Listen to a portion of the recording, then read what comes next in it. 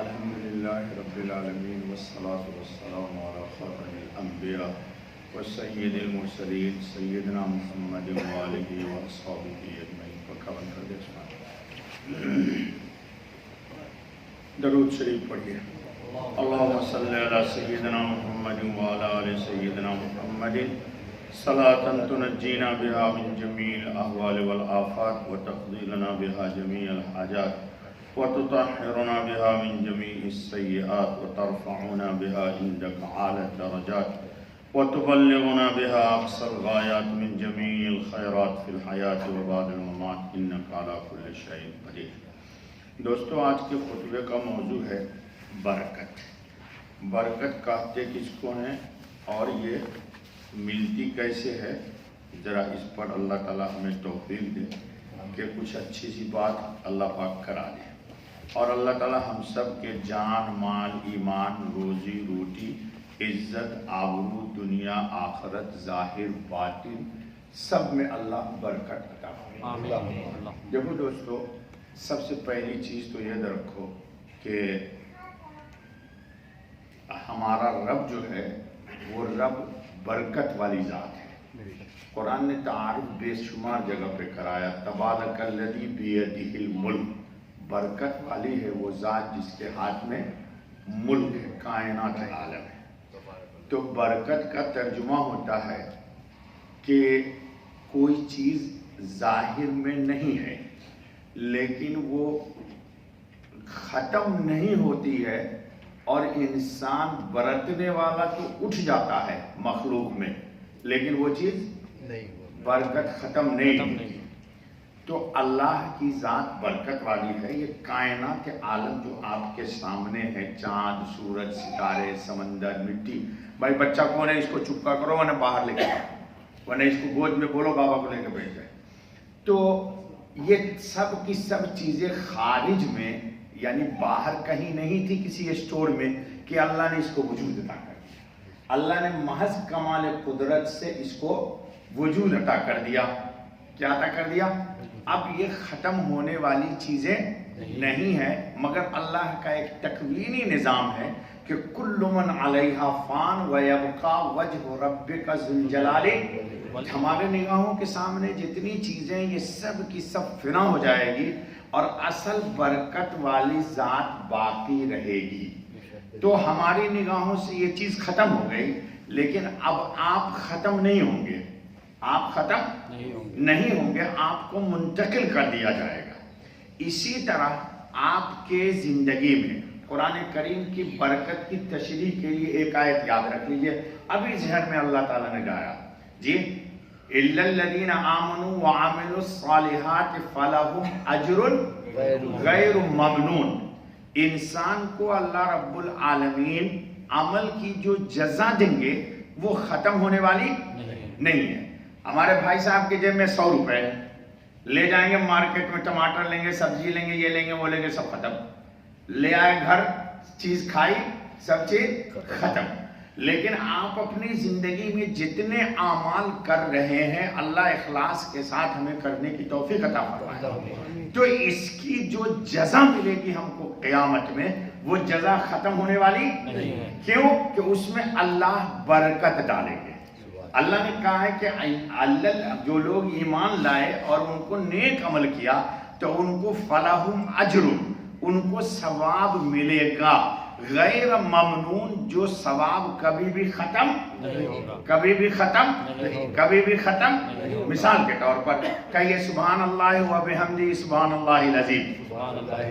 ایک دفعہ آپ نے کہا، ہمارے حضرت خاتم النبیین علیہ الصلاۃ والتسلیم نے فرمایا کہ ایک دفعہ کہتا ہے تو زمین اور آسمان کا جتنا خلا ہے اور اللہ کے نزدیک جو میزان ہے ترازو جس میں عمل تولا جائے گا وہ ثواب سے اس وقت بھر گیا۔ تو آپ نے چند بولے، ایک کلمہ کہا سبحان اللہ و بحمدہ سبحان اللہ العظیم، اور برکت اس کی کتنی ہوئی؟ پوری کی پوری جی۔ لیکن برکت ہمارے سامنے یہ ظاہر نہیں ہوتی۔ کسی اللہ والے نے لکھا کہ نیکیوں کی جزا اگر مومن پہ ظاہر ہو جائے دنیا میں تو انسان برداشت نہیں کر سکتا، اس کے دل پھٹ جائیں گے. صحیح بات ہے، ہم اس کو برداشت نہیں کر پائیں گے. بے شمار مثالیں. مثال کے طور پر خندق کے موقع پر حضرت صلی اللہ علیہ وسلم اور صحابہ موجود ہیں. ایک صحابی حضرت جابر رضی اللہ تعالیٰ عنہ نے دیکھا کہ حضور صلی اللہ علیہ وسلم بھی بھوکے ہیں، صحابہ بھی بھوکے ہیں، تنگی ہے، تو وہ گھر اپنے آئے. بیوی سے پوچھا کچھ ہے؟ تو کہا بھائی 2 سے 3 لوگوں کے کھانے پکانے کی روٹی پک سکتی ہے. تو ان کے پاس ایک بکری کا بچہ تھا، اس کو انہوں نے ذبح کیا. بیوی سے کہا کہ اس کو کھانا پکاؤ اور میں حضور کو دعوت دیتا ہوں جا کر کے، چونکہ حضور بھوکے ہیں صلی اللہ علیہ وسلم. گئے حضور صلی اللہ علیہ وسلم کو دعوت دی کہ یا رسول اللہ صلی اللہ علیہ وسلم آپ ہمارے گھر تشریف لے چلیے اور آج دن کا کھانا کھا لیجئے. حضور صلی اللہ علیہ وسلم نے دعوت قبول کری. اب جب کھانے کا وقت ہو گیا، کھانا کتنے لوگوں کا ہے؟ 2 3 4 سمجھ لو، 5 سمجھ لو. حضور صلی اللہ علیہ وسلم نے تمام خندق کے لوگوں سے کہا حلم الی غدات جابر، سب کے سب چلو. جی ہمارے حیدرآباد کے شیخ لوگ ہوتے تو فوراً فون کرتے، ارے تیرے پاس کھانا ہے، اتنے لوگ آ رہے ہیں، اتنے لوگ آ رہے ہیں. بامبے میں کر دیتے، دبئی میں کر دیتے، کھانا جلدی. ہوم ڈلیوری والے پریشان ہو جاتے کہاں سے سپلائی. حضور اکرم صلی اللہ علیہ وسلم نے کہا حلم الی غدات جابر، سب کے سب چلو جابر کے گھر کھانا کھائیں گے. لیکن بتا دیتی ہے شوخی نقش پاکی کی ابھی اس راہ سے گزرا ہے کوئی، پیشانی کی لکیر حضرت صلی اللہ علیہ وسلم نے پڑھ لیا کہ جابر تو پریشان ہو رہے کہ کھانا وہاں کم ہے. ارے ان پہ آسمان سے وہی آتی تھی تو ان کو یہ بات نہیں اللہ نے بتا دی. تو کہا جابر پریشان مت ہو جا گھر پہلے، ہڈیاں کھولنا نہیں اور آٹا گودنا نہیں، میں آتا ہوں. چنانچہ آپ صلی اللہ علیہ وسلم تشریف لے آئے. لانے کے بعد خود بیٹھ گئے. آپ صلی اللہ علیہ وسلم چور کے پاس ان کی آلیہ پکانے لگی اور حضور صلی اللہ علیہ وسلم ہڈیا سے سالن نکالنے لگے اور صحابہ کو کھلانے لگے. پورے خندق والوں کو کھانا کھلا دیا. خندق میں کتنے لوگ ہیں جی سنیے، ہزاروں لوگ ہیں اور کھانا کتنے کا ہے؟ تو اس کو کیا بولیں گے؟ کیا بولیں گے؟ اللہ ہم سب کی زندگی میں برکت دے. اصل میں ہم لوگ برکت والے اعمال کرتے نہیں ہیں. یاد رکھو، ایک جملہ یاد رکھو، آج کوٹ کے طور پر ڈائری میں لکھ لو، اللہ کا فضل ملتا ہے فضل والے اعمال سے. دن رات لگے رہو گے موبائل میں اور کہو گے اللہ کا فضل ہو جائے، تو کہاں سے فضل ہوگا؟ برکت ملے گا برکت والے جو لوگ اعمال سے. برکت والا کام کیجئے گا تو کیا ملے گی؟ برکت ملے گی. فضل والا کام کیجئے گا تو اللہ کا فضل ملے گا. جی تو ہم سوچتے ہیں کہ کام تو کرے ہم الٹا اور زندگی میں آ جائے برکت. جی آج ایک اور بھی برکت ظاہر ہو گئی کہ حضور صلی اللہ علیہ وسلم جب ان کے گھر آئے تو حضرت جابر کے 2 چھوٹے چھوٹے بچے تھے. جا کے دیکھو کتاب شیخ عبدالحق محدث دہلوی نے لکھا ہے مدارج النبوہ. اس کتاب میں لکھا ہے واقعہ کہ حضرت جابر نے جب بکری کو ذبح کیا تو بڑے بھائی نے دیکھا کہ ذبح اس طرح ہوتا ہے. ان کے 2 بیٹے تھے تو بڑے بھائی چھوٹے بھائی کو لے گئے اٹھا بلا کر کے اوپر، جیسے یہ بچہ ہے چھوٹا، بڑے لے چھوٹے کو لے گیا اور بسم اللہ ہے. بڑے بھائی نے چھوٹے بھائی کو ذبح کر دیا. اب خون اوپر سے گر رہا ہے تو بیوی چلی کہ یہ خون کہاں سے آ رہا ہے. تو بڑا بھائی ڈر گیا کہ ماں مارے گی مجھے، تو اوپر سے چھلانگ لگا. دونوں کی ہی موت ہو گئی. دونوں کی موت ہو گئی. آپ ہوتے ہم ہوتے تو کہتے یار بیکار میں دعوت کر دیا حسان صاحب، آپ نے کس مولوی کی دعوت کر دیا، اسی لیے میں کہتا ہوں دعوت نہیں کرنے کے لیے، مصیبت آگے نہیں کرنی. لیکن کائنات عالم کے سرتاج کی دعوت ہے. بیوی بھی صحابیہ ہیں. دونوں بچوں کو اٹھا کر کے مکان کے کونے میں ڈال دیا اور چادر ان کے سر ان کے جسم پہ ڈال دیا تاکہ حضور کو احساس نہ ہو کہ یہ دونوں بچے اللہ کو پیارے ہو گئے. آپ کی بیوی ہوتی نا تو کوکر مار دیتی حیدرآباد میں، ہاں یقین جانی، اور آپ بھی پریشان ہو جاتے. حضور آئے تو پہچان لیا، سمجھ گئے کہ کہا دونوں بچے کہاں ہیں. تو مما نے کہا ان کے حضرت جابر کی بیوی نے یا رسول اللہ صلی اللہ علیہ وسلم دونوں آرام کی نیند کیا جملہ کہا ہے؟ آرام کی نیند سو رہا، لیکن آواز بھرا گئی، کہا سچ سچ راز بتا۔ بتایا کہ یہ واقعہ پیش آ گیا۔ حضور نے کہا کہاں ہیں بچے، بتا۔ دکھا دیا کہ یہ بچے دونوں لیٹے ہوئے ہیں۔ حضور نے ہاتھ اٹھایا، دعا کیا کہ اللہ انہوں نے اکرام کیا ہے نبی کا، تو نبی کے اٹھے ہوئے ہاتھ کی لاج رکھ لے، تو قیامت میں بھی تو بچوں کو زندہ کرے گا۔ دونوں بچے اٹھ کے بیٹھ گئے۔ یہ اس کا نام ہے برکت۔ تو اللہ رب العالمین نے آپ کو اللہ کی ذات برکت، آپ کا نبی برکت، آپ کو جتنے اعمال ملے ہیں شریعت میں، وظائف کی شکل میں، عبادت کی شکل میں، وہ سب کی سب برکت ہے، وہ سب کی سب برکت ہے۔ کیا ہے؟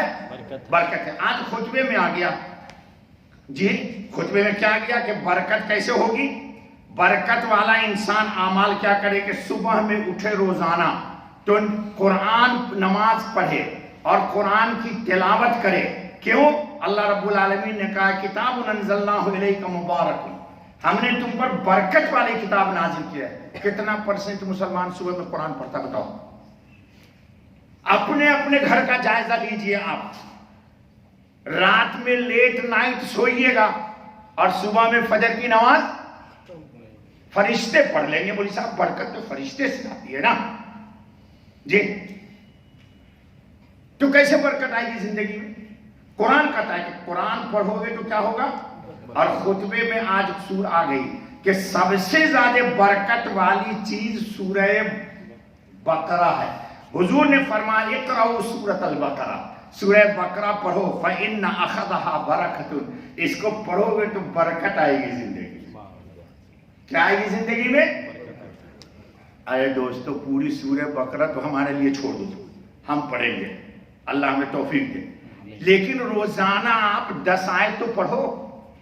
ایک دن میں ختم نہیں کر سکتے ہو، 4 دن میں کرو، 5 دن میں کرو، 10 دن میں کرو، پھر سورہ بقرہ ختم ہو جائے، پھر گھر میں شروع، لیکن گھر میں پڑھو، گھر میں، تاکہ تمہارے گھروں میں نہیں بولی صاحب گھر میں نہیں پڑھیں گے، مسجد میں پڑھیں گے۔ غیر مسجد میں تو ویسے ہی ہر وقت فرشتے نازل ہیں، تو گھر میں برکت کیسے آئے گی؟ گھر میں ٹی وی چلے گا۔ آج کل تو ٹی وی کی ضرورت نہیں ہے، چھوٹے چھوٹے بچے جاتے ہی سب سے پوچھتے مما وہ کدھر ہے؟ شیطان نام مت لیجیے، نہیں تو مارے گا پوتا آپ کو۔ ہاں، جاتے چھوٹا بچہ، بچے ماں کے آج کل کھانا نہیں کھاتے۔ جن لوگوں کے بچے ہیں پوچھو ان سے، جب تک کہ ان کو اللہ اکبر، کیا وقت آ گیا ہے جی، دودھ پیتا ہوا بچہ فیٹ ماں کا نہیں لیتا جب تک کہ ماں اس کو، تو گھر میں برکت کہاں سے آئے گی اور اولاد نیک کہاں سے پیدا ہوگی؟ آپ اس اولاد سے امید رکھتے ہیں کہ آپ کے مرنے کے بعد فاتحہ درود پڑھے گی؟ یہ ایک زیادہ سے زیادہ ایک کون سا موبائل ہے سب سے مہنگا؟ آئی فون ایک خرید کے رکھ دے گی قبر میں، بابا کن پلیز یو کنٹیکٹ۔ ہاں ہاں، قریب آنے والا ہے تو آپ دیکھیے گا، لوگ موبائل رکھ دیں گے کہ بابا کا ویو ادھر نہیں لگتا ہے تو ایک موبائل رکھ دوں گا جی۔ تو ہماری زندگی میں برکت کیسے آئے دوستو؟ تو برکت والے اعمال کیجئے گا تو زندگی میں کیا آئے گی دوستو؟ اللہ تعالی ہم سب کی زندگی میں برکت عطا فرمائے، ہم سب کی زندگی میں برکت عطا فرمائے، ہم سب کی زندگی میں جی۔ جلال الدین سیوطی کی 50 سال عمر نہیں گزری ہے اور 250 کتابوں کا مصنف ہے وہ سب سے۔ بزرگوں نے لکھا ہے کہ 70 بار ظاہری آنکھوں سے حضور کی زیارت ہوئی ہے اس کو، اور 20 دفعہ تو علامہ انور شاہ کشمیری نے لکھا ہے جب بھی کسی حدیث میں کوئی بات پیش آتی تھی حضور سے ڈائریکٹ پوچھ لیتے تھے۔ بتاؤ کتنی برکت تھی زندگی میں۔ تب آپ دن رات دیکھیے گا وہ اور کہیے گا کہ ہم حضور کو دیکھ لیں، تو کیسے دیکھیے گا؟ لوجک سمجھاؤ بابا مجھے، بھائی جو آپ میں سب سے آئی ٹی کا بندہ ہے نا، لوجک سمجھا دے مجھے ذرا جی۔ تو زندگی میں انسان کے برکت آتی ہے، برکت والے اللہ تعالیٰ ہم سب کو برکت والی زندگی عطا فرمائے۔ بس دوستو سبحان اللہ بحمدہ، سبحان اللہ العظیم، سبحانک اللہم وبحمدک، اشہد ان لا الہ الا انت استغفرک و اتوب الیک۔ بس بیٹھے